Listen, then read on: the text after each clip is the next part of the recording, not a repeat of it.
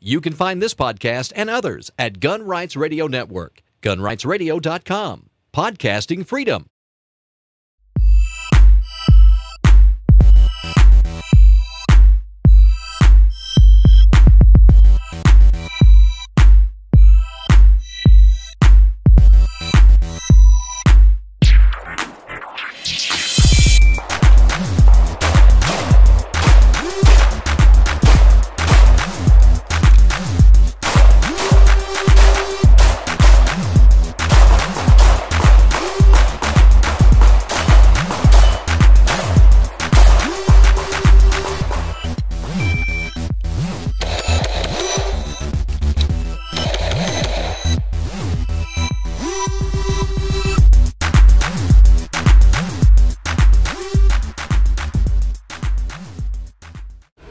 Hello and welcome to episode 35 of Shooting the Breeze, the formal gun podcast of WaltInPA.com. I am Walt White, and as you can tell from the jazzy new music and video introduction, I finally got around to doing something a little different. The original introduction for the podcast was getting kind of tired. I've been using it for a long time.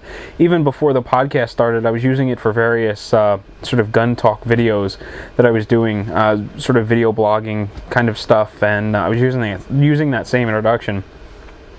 And after seeing it for month after month after month, I was just getting a little tired of it and decided to, make an attempt to sort of jazz it up, have a little more upbeat sort of feel to it. And I did the best I could in iMovie. I don't have the fancy software required or the skill set to use some of the the tools that are meant for visual animations and movie introductions and things like that, visual effects. So I did the best of what I could with iMovie, still photos, and USPSA video footage. Speaking of USPSA, I just got done shooting a match on Saturday, and you could probably tell on the camera I have this awesome look going raccoon face. As usual, I go to the USPSA match, sort of pale skin to begin with, and I burn really easy. And what do you know? I stop before the match, I pick up sunscreen, I put it in my range bag, I drive to the range, and I never take it out and use it. It was beautiful in the morning, and I thought, I don't feel hot, I don't feel like I'm cooking or anything, I shouldn't need this sunscreen. And then late in the day, when it was probably too far gone to put it on anyway, I was just thinking, I don't want to get that stuff on my hands and then have my fingers feel greasy. You're trying to use the gun, it just seemed like a problem waiting to happen. So next time, rain or shine, I'll be wearing sunscreen. Before I even leave the house, I'm going to put it on, wash my hands really good, and then get out there to the range. So I've been battling a little soreness from my beet red face with my pale pasty white eyes, which is kind of amusing, but it's the price you pay for not taking the sunscreen out of your bag. So aside from the USPSA match that I shot, which was a ton of fun, it was the first match of the season down at Lower Providence Rod and Gun Club here in Pennsylvania. If you're ever in the Pennsylvania area on the first Saturday of the month and you want to shoot USPSA, I would strongly suggest getting down to Lower Providence. They do a really good mix of stuff, short range stuff, 20-25 yard-ish shots. It's not all that up close and personal run and gun hosing targets. Their stages are set up where they feel like they have a bit of finesse to them. You're shooting at angles and you're moving around, and it's just a whole lot of fun. It's actually one of my favorite clubs to shoot here in the area. Aside from that, since the last podcast, I did go ahead and finalize the contest that I was talking about. I went out and I purchased 12 copies of Julie Golob's Shoot Your Guide to Shooting in Competition. After I posted about purchasing the books, I got a note from Julie Golob, she let me know that she'd be happy to sign them for you. So what I'm going to do is I'm going to have her sign and or personalize a book plate, which will then get attached to said book. Since I already ordered the books and had paid for shipping and stuff, I didn't want to have to ship them out and then ship them back and then ship them back out to the winners and things. So we're going to do book plates. So your contest prize gets a personalized touch from the author of Shoot Your Guide to Shooting in Competition. If you're interested in winning a copy of the book, head on over to WaltInPA.com and look for the contest announcement post. It should be right up near the top by the time you see this video, and I'll be running that contest for the for the duration of the month. In May, we'll start another one, run that for the course of the month, and so on and so forth. So 12 copies to be given out, one copy a month for the next year. Head on over and try to win a copy. Speaking of Julie Golob and, well, I guess it's sort of tie into Smith Wesson, seeing as she's sponsored by them. Smith Wesson is doing a new product launch that they're calling the M&P Shield. And I was actually poking around on one of the forums that I visit today, and I saw a post entitled something along the lines of Smith Wesson M&P Shield photos leaked on Reddit. So I headed over and I checked it out, and if the leaked photos are legit, it looks like Smith & Wesson will be getting into the game with a small sort of pocket 9, single stack 9. Pretty cool. I'll see if I can include a link to the original photos so you can check them out. And Smith & Wesson's been posting sort of like teasers over the last couple of days. Kind of annoying. They don't give you enough information, and I hate little teasers. I'd rather you just give me all the information at once. But kind of a fun social media promotion thing that they're doing. And it looks like someone leaked the photo somewhere, so check it out. And if you're in the market for an M&P or a little single stack 9mm, this M&P Shield may be for you. Well, up in the news this week, I only have 2 items. The Martin Zimmerman thing has been just going on and on and on and on, and to be quite frank with you, I'm just sick to death of reading about it and seeing news articles about it, and I just sort of blown through all of that crap in Google Reader and just started looking for more interesting stuff. I shouldn't say that the Martin Zimmerman stuff is not interesting. I'm just really sick of accusations of so-and-so produced doctored audio, so-and-so produced doctored video. This news agency is pitching it this way and trying to make it fit their criteria. Another news agency is doing the same, and you just get this bickering back and forth, and I'm just sick of it. So I don't plan on piling onto it. I'm just looking for other things to talk about. So first up in the news comes from the Washington Times, and it's entitled "Students with Empty Holsters Protest Gun Bans on Campus." And it goes on to say, on the same day that a gunman killed 7 students at a small California Christian university, hundreds of college students across the nation went to class wearing empty holsters on their hips. The message was part of Students for Concealed Carry's week-long empty holster protest, an event designed to encourage universities to allow students, faculty, and administrators to carry concealed weapons on campus. That the demonstration began on the same day as Monday's shootings was a poignant and ironic example of the very thing we're protesting, group spokesman David Burnett said. Colleges invite these shootings by guaranteeing criminals their victims will be disarmed, Mr. Burnett said. It takes more than signs to fend off killers. Police said Tuesday that the gunman, one L. Go, 43, is a former nursing student at Oikos University who was upset about being expelled recently. The school, which has about 100 students, was founded to help Korean immigrants learn English and find careers in nursing and ministry. Mr. Burnett said since 2001, at least 20 such college shootings have occurred on campuses that prohibit firearms, even for students who hold concealed carry permits. While most universities have gun bans in effect, more than 200 campuses in 6 states allow students to carry handguns to class, without experiencing any such rampages, Mr. Burnett said. The Brady campaign against gun violence opposes concealed carry on campus, arguing that allowing handguns would increase the likelihood of shootings. Introducing guns into a volatile environment where binge drinking and drug use are all too prevalent would dramatically increase the risks of suicide, gun thefts, and the number of gun violence victims, said a statement on the Brady campaign website. California has some of the nation's tightest restrictions on concealed carry weapons permits. It is also a so-called may-issue state, meaning that sheriffs and police departments have the discretion in whether to issue concealed carry permits to applicants. 38 states are shall-issue states, which grant concealed carry permits to any applicant who meets the legal criteria. Illinois and the District are the only 2 no-issue jurisdictions in which private citizens may not carry concealed firearms. In practice, however, some California jurisdictions rarely grant concealed carry permits. That includes Alameda County, where Oikos University is located, said Preston Gilroy, a former Los Angeles County Sheriff's deputy who runs the California Concealed Carry website. When people tell me they're trying to get a permit in Alameda County, I tell them good luck, Mr. Gilroy said. Los Angeles County is almost impossible. In San Francisco, my understanding is that there are no permits out. Marin County is also very strict. Basically, everything in the Bay Area is very restrictive. He estimated that there are about 40,000 concealed carry permits now valid in California, the nation's most populous state. By comparison, Florida had 843,463 license permit holders as of July 31, according to the 2011 Florida Concealed Weapons Firearms Summary Report. The result is that a gunman such as the one in Oikos know that nobody will be able to shoot back, Mr. Burnett said.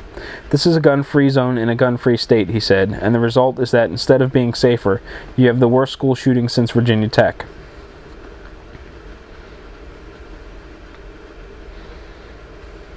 While Mr. Gilroy said that he supports concealed carry, he said that he doubts about the policy's effectiveness in deterring campus gunmen, mainly because most students are unfamiliar with firearms. California law requires permit holders to undergo 16 hours of training, which isn't enough to give them the experience they would need in a school shooting emergency, he said.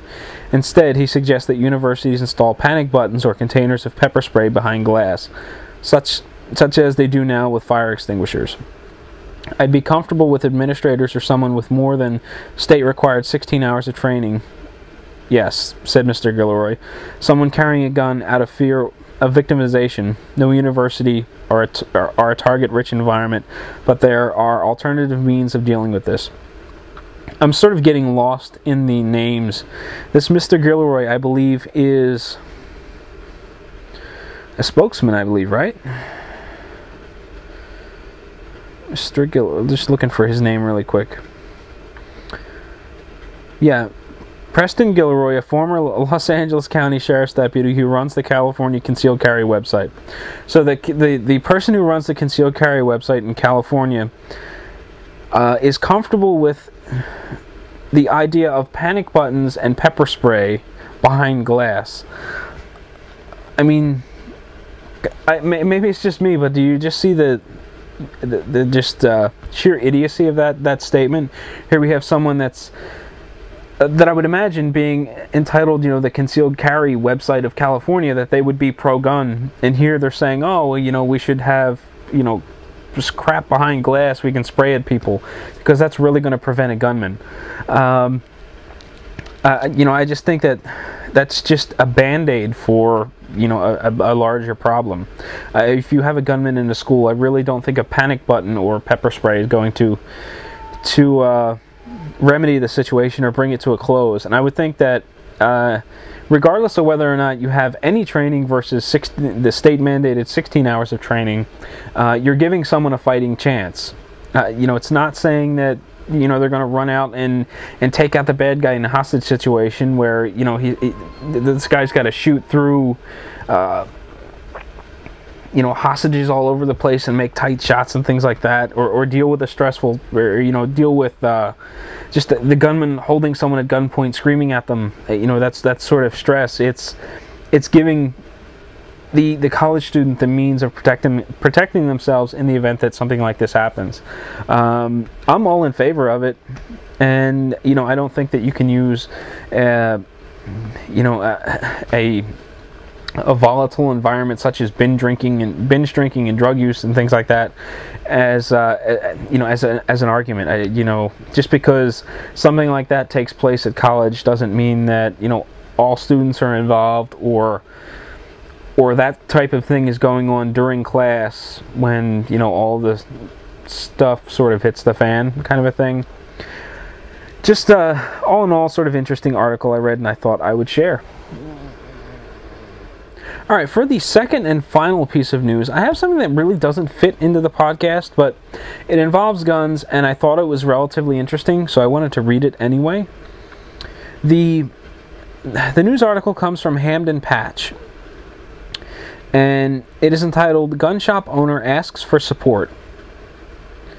It goes on to say, the owners of a proposed Woodbridge gun shop, including a retired Hamden detective, are asking supporters to join them outside Woodbridge Town Hall before the next Plan and Zoning meeting. A Facebook post Wednesday evening on the Woodbridge Firearm Trading Post LLC's page says, on Monday, May 7th, at 6:30 p.m., we are asking people to come and support us at the Woodbridge Town Hall. Retired Hamden detective Francis Kloss and his partner Michael Majewski want to open the Woodbridge Firearms Trading Post in the Selden Street Plaza, but need a permit from the Town Plan and Zoning Commission to change the use from an office space to a retail space. Let's show Woodbridge we believe in the Second Amendment and the right for this shop to have the use changed from office to retail in a retail shopping plaza, the post says. Please pass this to all your family and friends. If you cannot attend, we strongly request you write a letter to the zoning board voicing your concern. Thank you in advance. Several hours later, a new post appeared. Just a little reminder for everyone that this is not a protest. We are joining together before the meeting to show the Woodbridge zoning officials that we do have the support of the people to have the gun shop in the Selden Plaza and that the zoning should be changed to retail. There are currently no restrictions that state a gun shop is not allowed to be in Woodbridge.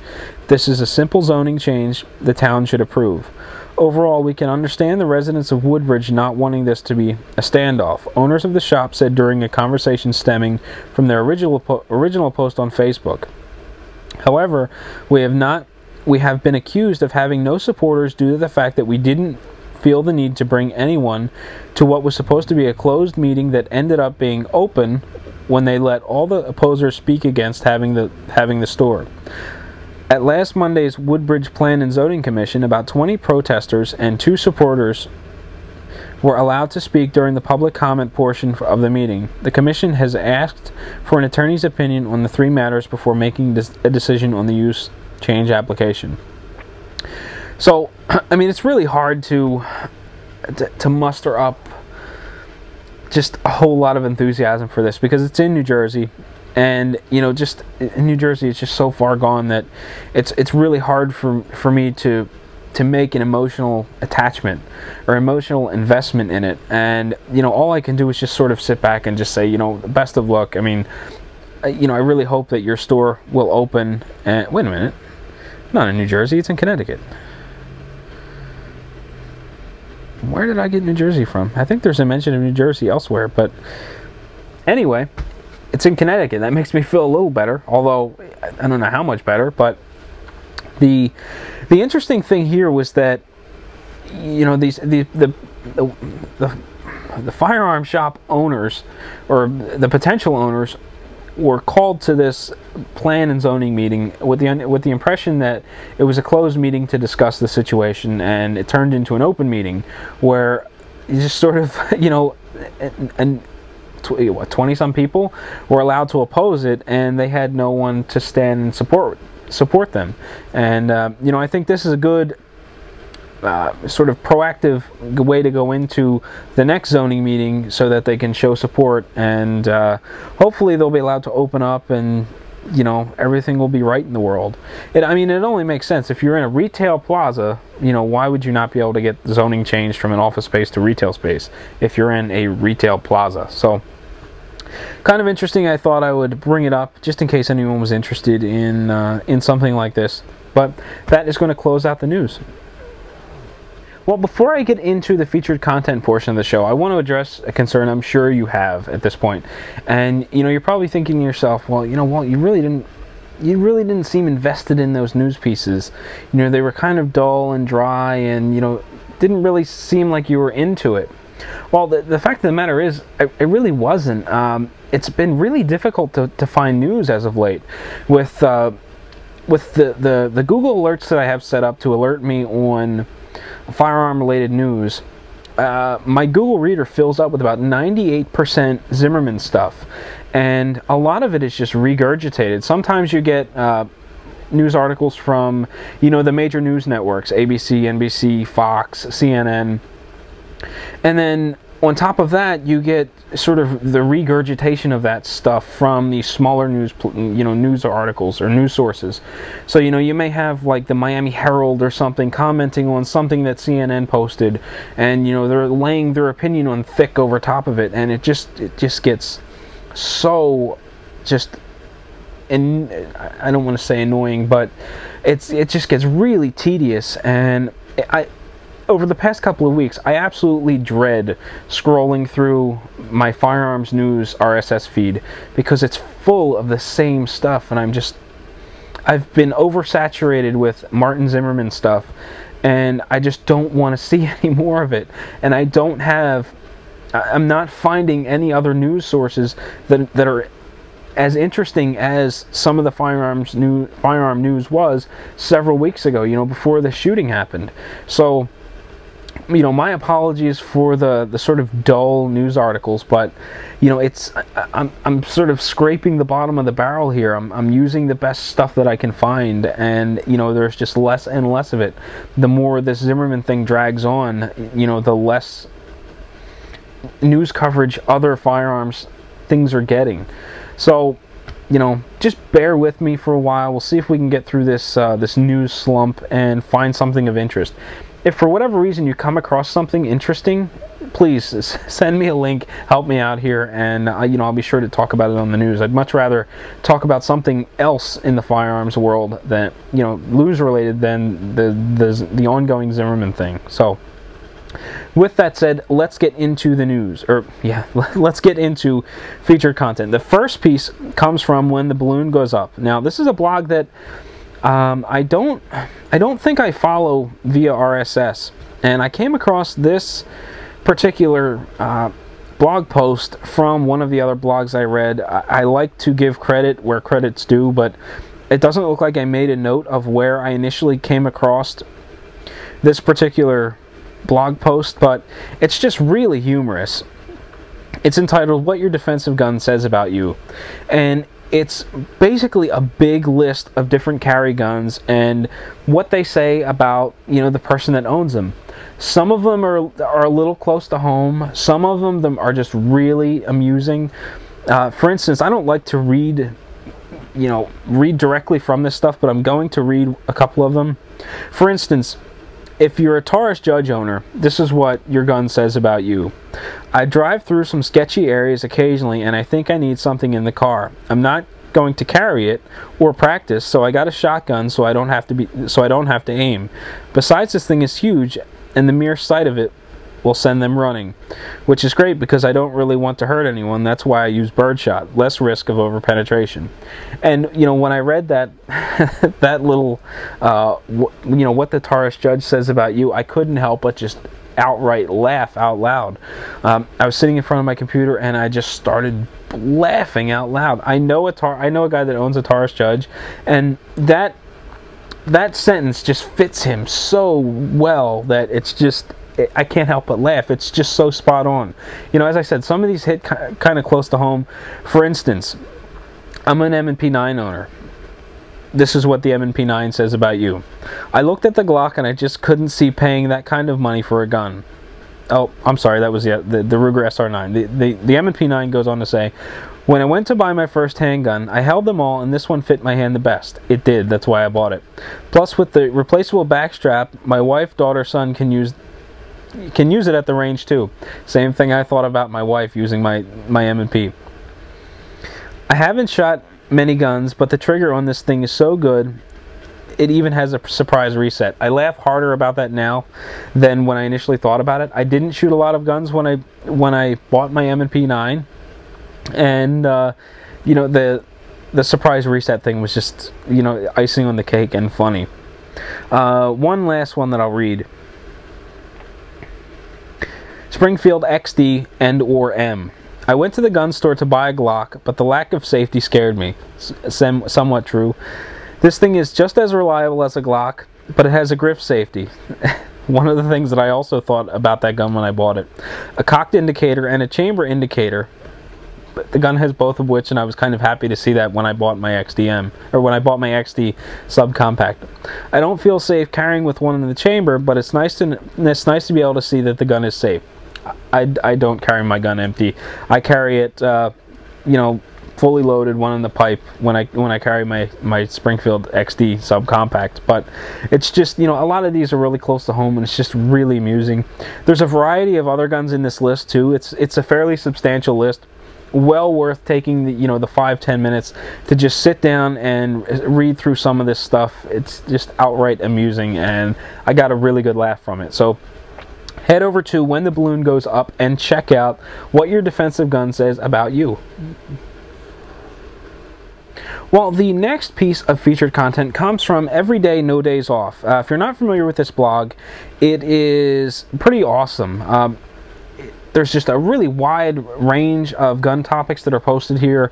The frequency in which posts are made is pretty frequent, several a day, really diverse, really interesting stuff. And I've been keeping an eye on this blog for quite a while now, and a while back, not terribly long ago, several weeks ago, there was a post about Steven Crowder doing a debate with RT on a gun topic, and I watched that video and I thought it was really good. I was really impressed with this guy. He's a Fox News contributor, and he was debating with this anchor of sorts who she was, I don't know, she didn't seem like she knew all the facts, but she was just sort of arguing for the sake of arguing, you know, to try to get her point across. And Steven Crowder did a really good job of shutting her down in a lot of cases. And just recently, on Everyday No Days Off, I came across Steven Crowder argues firearms self-defense law. And there was some more video from this RT news organization, and there was a debate on self-defense law. And I started watching it, and the same woman is debating with Steven Crowder again on firearms. And just routinely, she keeps dragging in the Zimmerman-Martin stuff into this self-defense debate, and just over and over and over again, Steven Crowder is shutting her down on every single topic that she's bringing up. You know, she talks about you know, in Florida, the stand your ground law means that you have a license to just go out and shoot anyone, patrol the streets, you know, go buy a gun, patrol the streets. And he shuts her down and tells her, no, that's not the case. You know, this is how it works. You know, you're permitted to defend yourself. You know, this isn't a license to kill, you know, to go patrol the streets. And, you know, just topic after topic. And, you know, and she keeps trying to drag the Zimmerman-Martin stuff into this debate, and he keeps shutting her down, saying, you know, we don't know all the facts, let's not talk about that, let's talk about this self-defense law like you wanted to in the first place. Let's stop dragging this Martin Zimmerman case in, and because we don't know all the facts. And he just goes over and over and over again. He's shutting her down, and the whole time I just want to clap for this guy. He does just a great job of arguing pro-gun points and shutting down these ridiculous claims by this woman. And it was just, it's about 7 minutes long, and it's just a pleasure to watch. If you're pro-gun, which I would assume you are, watching this podcast, you should most definitely check out that video on Everyday No Days Off. It is well worth your 7 minutes and 25 seconds. Well, last up on the featured content front, I have a review that I came across actually today. I was going to only do 2 pieces of featured content this episode, but I started reading this review this morning, and I thought, you know what, I definitely got to work this into the podcast and talk about it a bit. Now, this post comes from AKs and Cupcakes, which is run by Christine Zump. Now, I was first introduced to her quite a while ago when JP of the Empty Mags podcast interviewed her. And the interview was so interesting because of the shooting that she does, this sort of reenactment style shooting, that I clicked through to her blog, I subscribed to it, and I've been following it ever since. I read probably 90% or better of her posts, and this one caught my eye because I've been sort of interested in this software ever since I first heard about it. And in this case, Christine reviews My Gun Database, My Gun DB. And basically, it's a piece of software that allows you to inventory your firearms, your accessories, and the ammunition used in said firearms. And, you know, I've always been a little leery about it because a basic license is like $20 and a premium license is $40. Being someone with a relatively small firearms collection, I've always sort of leaned towards the, you know, I'll just make do with Google Docs, or I'll make do with a number spreadsheet, and, you know, I'll just sort of make it work, you know, because my collection is so small. But I started reading Christine's review, and I started to see that this software is so much more than just your basic, you know, spreadsheet. You know, there's a lot more involved. You're able to include maintenance logs, photos of your firearms for inventory purposes, you know, serial numbers, all that stuff is included inside this database, which is protected, and it allows you to call that information up whenever you want.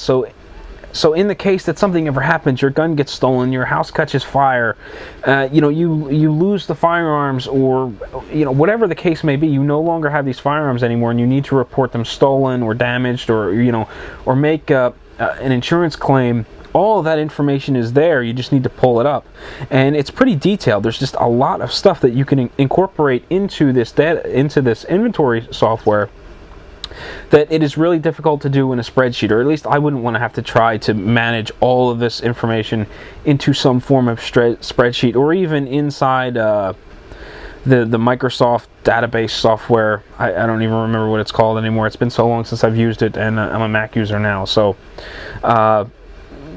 this review really turned me on to the software. You know, it calmed some of my concerns about it, and I was really interested in it. Actually, she's doing a giveaway also. If she gets 10 retweets on this review, Alan, which is the developer for My Gun Database, is going to give away, I believe, 3 licenses.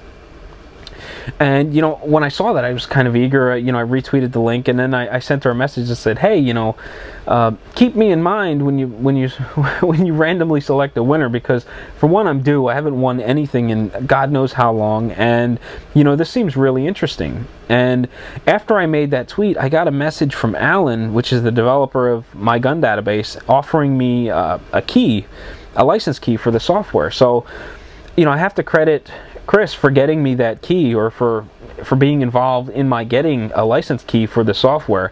And I'm really eager to install it and check it out, because all the things that she talks about just seem really interesting, and I really like what I see, and I can't wait to get in there and mess around with it. She also makes note in the top portion of this review that this isn't a range log piece of software. It is strictly gun and accessory inventory. However, in the future, there may be a range log incorporated into this. Now, my concern was, you know, do I want to pay 20 bucks for a license on a piece of software where I only have a limited number of firearms, or $40 for this piece of software with a limited number of firearms? But if that range log software were to be incorporated into it, I would drop 40 bucks like that. I'm really anal when it comes to my shooting. Being a USPSA shooter, I love to log my range activity. I drag recorders with me when I go to practice sessions. I drag recorders with me when I do USPSA matches. I wear a Contour HD camera on my head. I hand my buddy a flip cam and make him run around following me. You know, I like to track all that stuff. I want to see how I'm doing. I want to see how I'm progressing. And if there was if he could incorporate a range log system into the My Gun database, it would just be phenomenal to have everything under one package. But, you know, I'm sort of getting ahead of myself. But at any rate, definitely head over to AKs and Cupcakes and check out Christine's review of My Gun Database. In the future, I'll be doing, you know, I'm going to install the software and check it out for myself. But in the meantime, definitely head over and see what Christine has to say about it. Oh, and retweet her stuff so that she can give away some free licenses. Well, it is time for one of my favorite parts of the show, and that is the cigar and drink pairing of the episode. And this kind of sucks a little bit, but I'm doing a rerun here, a repeat. The coffee is Donut Shop Coffee. I've talked about it a handful of times in the past. And the cigar is the Undercrown by Drew Estate, which I've done in the past. However, not too long ago, I bought 10 of these, and I swear, Jonathan Drew, who is, you know, the owner of Drew Estate and is responsible for the blending and stuff, I would swear, I'd put money on it, that he instructs his rollers to sprinkle just a little bit of crack into each cigar before they roll them, because I bought 10 of these last week, and I've got one more after this. I just can't stop picking them up, and I absolutely love this cigar. And being in a little bit of a time crunch, I was starting to dig through some of my cigars, and I'm just losing track of what Mike over at Buckhead carries, and I wasn't quite sure what to pick up so that I could tell you to buy it from Mike. So I just reached for the old faithful of this week and decided to smoke another Drew Estate Undercrown. So if you're reading this, or if you're watching this or listening to this, and you're a little bummed out by the repeat, my apologies. I need to get in touch with Mike and order some more stuff and restock on stuff that he carries, so that I can smoke more of a variety. It's been a little tougher than I thought to do a new cigar per episode. I mean, with the abundance of cigars out there, it should be really easy. But being 35 episodes in, I have to start double checking what I've done and what I've got on hand, and it's just starting to get a little confusing. I'm gonna have to put together some sort of reference list so that I can sort of scan it before we start the episode. Although I'm 100% sure that I did the Undercrown, and it wasn't all that long ago. But again, this is a fantastic cigar. I would definitely recommend this if you're a fan of medium to full-bodied cigars. It's nice and rich. It's easy on the palate. It's got just a variety of wonderful flavors. It's got a lot of finesse to it. It's not just a bunch of power. It's just very interesting and just full of yummy goodness. We're just going to leave it at that. So if you're interested in trying the Drew Estate Undercrown, my suggestion would be to get in touch with my preferred retailer, which is Mike over at Buckhead Cigar in Atlanta, Georgia.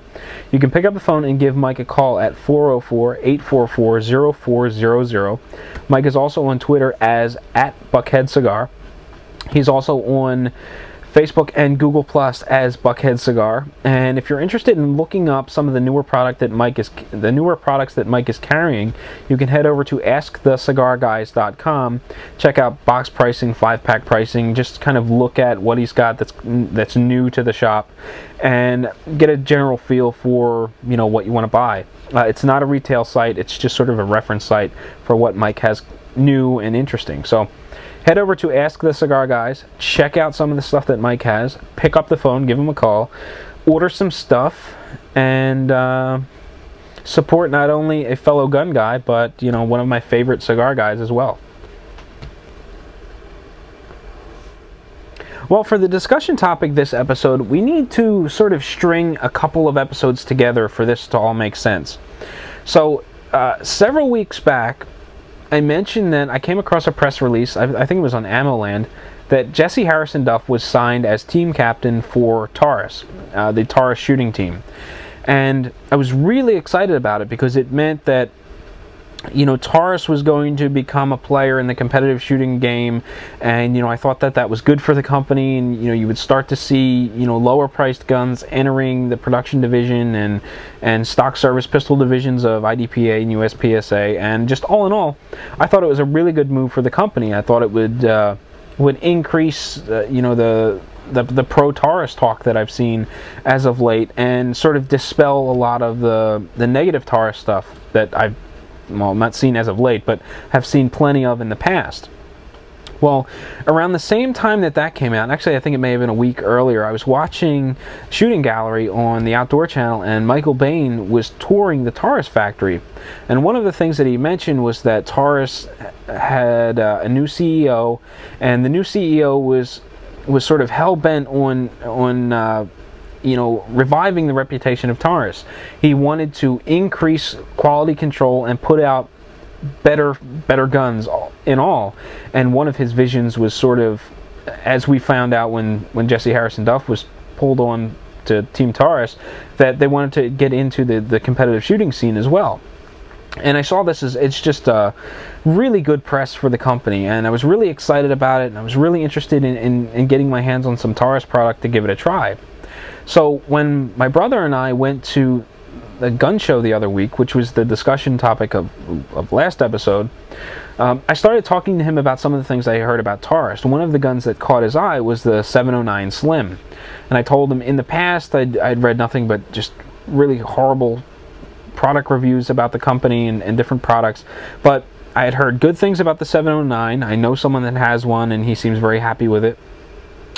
You know, the recent signing of Jesse Harrison Duff, in my eyes, was a good step for the company. You know, I had seen this Outdoor Channel special where they toured the Taurus factory, and you know, they were talking about things getting better. And just over the last couple of months, I've heard more good about Taurus than I've heard bad. So, you know, after I'd given him all that information, he was pretty much set on purchasing this 709 Slim, and that's what he did. And in that same podcast, I mentioned that I was a little jealous that he left the gun show with a gun and I didn't. But you know, I was really happy for him. He's relatively new to firearms. This was his first pistol purchase. And, you know, I just, with every fiber of my being, wanted this whole process to be very positive for him for a couple of reasons. For one, you know, we don't get to hang out a lot. He works varying hours, so you never know when he's free. He's got kids of his own. You know, just getting together is kind of tough. And I saw this as a great opportunity for us to hang out a bit more, spend some time at the range, share a hobby. You know, it was just something that I thought was great all the way around. So we talked about getting to the range and trying out his 709 Slim. And we did that on Tuesday, the day that I posted episode 34. We got together that evening over at one of the local ranges. He had signed up for a membership on the spot, got his card, and we hit the range and started shooting. So he gets the gun out, he gets a magazine loaded, you know, we're all safe, eyes and ears, and I just sort of step back and just watch him, you know, because I want to help him along the way. And he starts shooting, and his first couple of rounds aren't even hitting this 8.5 by 11 sheet of paper, this target that he printed out. And, you know, they're diving low left.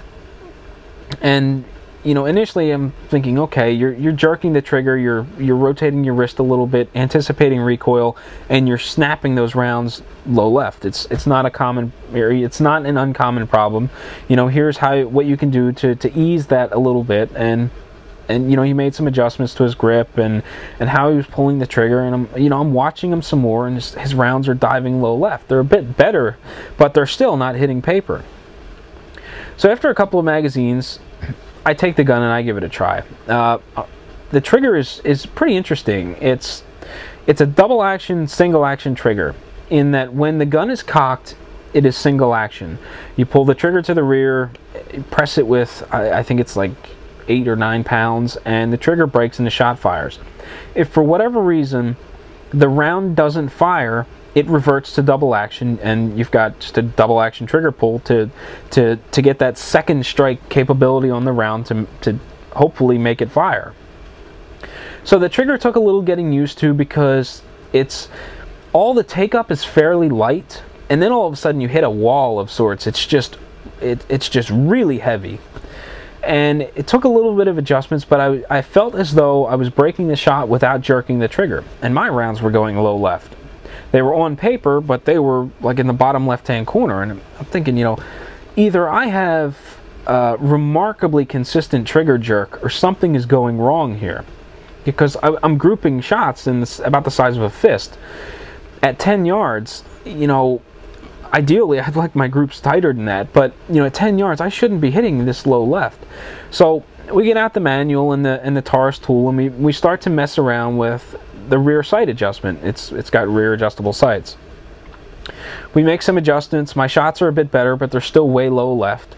And I run another magazine and another magazine. I get in closer at 7 yards, and I still can't hit the bull on this target, and it's sort of annoying me. Actually, we maxed out the adjustment on the sight, and I still could not get the rounds on target. I wound up holding high right to hit the bullseye, and I just wasn't happy with where the gun was shooting. Somewhere along the way, I remember looking down at the gun and telling my brother, "That's not right." He says, "Well, what do you mean?" Well, the top of his barrel, what's exposed from the ejection port, all of the bluing was completely wore off. I mean, there was like a thin stripe of bluing, you know, down the length of the barrel, the exposed portion, the flat section. It looked as though when the gun was cycling, it was dragging on the top of the barrel, and it was wearing all the finish off. I'm thinking, you know, that's not right. So, you know, I'm kind of annoyed by that. I'm a little annoyed by the way that the gun is shooting way low left. I mean, at 7 yards, holding on the bullseye, I'm hitting probably 4 inches low and 3 inches to the left. So, you know, we keep shooting, we're holding high right, you know, we're putting rounds where they need to go, but I'm not really happy with where the rounds are hitting based on the sight. You know, we should be able to get it in much, much closer than this, but we're maxed out. You know, we shoot some more, and, you know, the finish is just practically gone at this point. And finally I said, look, you know, just shoot my guns, you know, we'll have more fun. And that's what we wound up doing. We shot my guns for a little while. We were switching back and forth between his gun and mine. And he really enjoyed the gun, the way it fit his hand. The recoil was manageable. You know, the trigger pull was a bit heavy, but he was getting accustomed to it. And I don't know, I guess we were there about an hour and a half. We put maybe 125, 150 rounds through his gun and various rounds through mine. And, you know, we packed it up and called it a day. And I told him, look, you know, you should really contact Taurus customer service, because I don't like the way the top of this barrel looks. You know, of all the semi-automatics I own, I've never seen that kind of wear that fast. Actually, I don't have any wear on my guns in that spot on the top of the barrel where it's exposed. So I would suggest calling Taurus and talking about that you're maxed out with the sight adjustment and you're still shooting way low left, and, you know, all of the finish is worn off the top of the barrel. So the next day he calls Taurus, and he was on the phone with them for, I guess, about 20-25 minutes, he said. And, you know, he was discussing the problem. They apologized. They wanted them to ship the gun out. And he snapped some more photos for me and sent me pictures. And not only was the finish wore off the top of the barrel, but after all those rounds that we put through it, there was a groove cut into the top of the barrel. He said if he slid his finger across, he could definitely feel a divot where there was just a thin line cut into the barrel. So Taurus wanted to see it and try to repair it. And he said another thing that he noticed when he was cleaning the gun was that when the barrel and slide were in place, if you looked at the barrel, it was sort of bottomed out in the frame, the bottom left. You know, the barrel doesn't fit tight inside the slide. You know, there's some space around it so that the slide can move in and out and not bind. Well, his was sort of bottomed out low left, and there was a lot more space. High left, I don't remember how it was bottomed out, but it was bottomed out in one corner, and there was a lot more space in the opposite corner. And, you know, he mentioned that to Taurus, and, you know, they wanted to fix it. But all in all, you know, I had really high hopes for this gun. I really wanted all this stuff to work out for my brother really well. And, you know, already, you know, 3 days after purchasing the gun, he's got to send it back to Taurus. So that was really, really disappointing. I think I may have actually been a little more bummed out about it than he was, because I wanted this whole process to go so well for him. You know, I wanted him to enjoy the sport. I wanted him to go out and actively shoot more often. And, you know, I just thought that this sort of bummed him out a little bit, and, you know, I was really bummed out about it. But at this point, it's a waiting game. The gun has been shipped back to Taurus. They paid shipping, or they sent him a shipping label to pay for the gun to be shipped back. So all we can do now is just wait and see what happens. You know, if the gun comes back, hopefully the barrel issue will be solved, and when they solve that issue with the finish rubbing off, hopefully the sight comes into alignment, and hopefully it's just a matter of fitting something and everything is good to go. Because he's happy with the gun, aside from it shooting low left and, you know, there being a groove cut in the top of the barrel. So not the greatest range trip that I've ever had, but, you know, it wasn't a total loss. You know, everything was safe and the gun functioned. It just wasn't accurate. And I don't know. I still want Taurus to do really well, but this is really a blemish on what I was thinking of the company. So hopefully Taurus will take care of them. You know, the gun will come back in great shape, and I'll have a brand new story to tell you about how well the gun is shooting and how happy he is with it. So that is going to close out the discussion topic of the episode. Well, before we close out the podcast, I want to thank you for listening, watching, downloading, and or subscribing to Shooting the Breeze, episode 35, the formal gun podcast of WaltNPA.com. As I said earlier, I was kind of pleading with you for news articles. I could really use some that aren't Zimmerman-Martin related. Those questions, comments, that sort of thing can be sent to me via email. My address is walt@waltnpa.com. If you would rather fill out, a contact form, you can head over to waltnpa.com and click on contact, and all the information just can be keyed in there, and you don't have to worry about getting my email address correct or anything like that. I'm also on Twitter as @WaltW. I'm on Facebook and Google Plus as Walt White. My blog, Walt NPA, has a Facebook page. If you look me up, you can like me, and you'll find podcast-related posts and just general gun topics, things like that, posted there semi-frequently.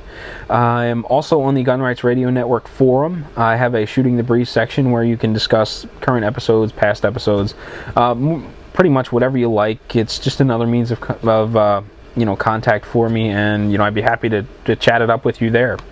So again, thank you for watching or listening or downloading or subscribing to Shooting the Breeze, and until next time, I will catch you later. Oh, actually, before I get out of here, one last thing. Again, I'm running a contest for one contest a month for 12 months, sponsored by StogieReview.com, for signed copies of Shoot, Your Guide to Shooting in Competition by Julie Golob. So head over to waltnpa.com, look for the contest announcement post, which should be near the top, and get your entry in. It's really simple, and, good luck. You can hear Gun Rights Radio Network on Stitcher Smart Radio. Stitcher allows you to listen to your favorite shows directly from your iPhone, Android phone, BlackBerry, or Palm phones, on demand and on the go. Don't have Stitcher? Download it for free today at Stitcher.com or in the app stores. Stitcher Smart Radio, the smarter way to listen to radio. Gun Rights Radio Network shows can be found under Sources.